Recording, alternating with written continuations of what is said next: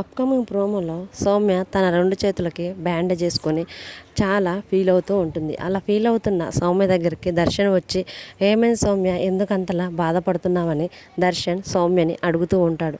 అప్పుడు Soumya, sir desk బోర్డులో పడి నా 2 చేతులు కూడా నలిగిపోయాయి సార్, అన్నం తినడానికి కూడా చాలా ఇబ్బందిగా అనిపిస్తుంది, కానీ నాకు ఇప్పుడు బాగా ఆకలిస్తుంది సార్ అని సౌమ్య దర్శన్ తోటి అంటూ ఉంటుంది.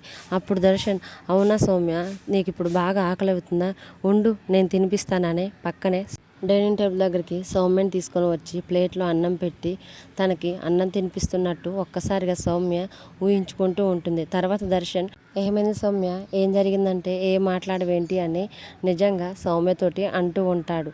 అప్పుడు సౌమ్య, సార్ ఇట్లా చేతులకి దెబ్బ తగిలింది, అన్నం తినడానికి నాకు ఇబ్బంది అవుతుందని అప్పుడు చెప్పేసరికి దర్శన్ ఒక్కసారిగా, అవునా సౌమ్య, ఒక్క నిమిషం ఉండని శరణ్యని పిలుస్తూ ఉంటాడు.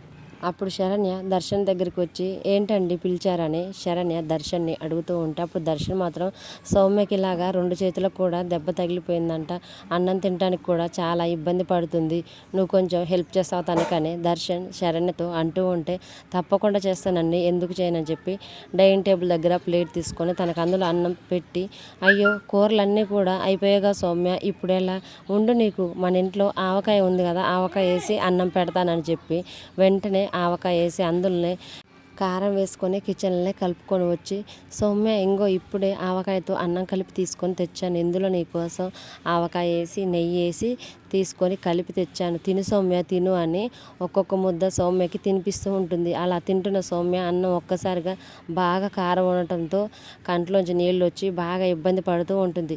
సౌమ్య, అంత టేస్టీగా ఉందా, ఇంత బాగా తింటున్నావు, నీకోసం నెయ్యి కూడా వేసాను, మంట కూడా ఉండదు, తిను సౌమ్య తిను అని ఒక్కొక్క ముద్ద సౌమ్యకి తినిపిస్తూనే ఉంటుంది.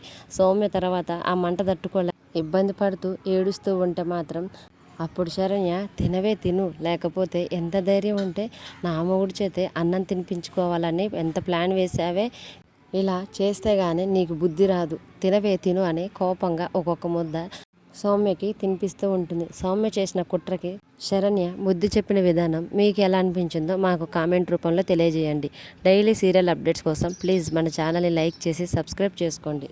Thanks for watching.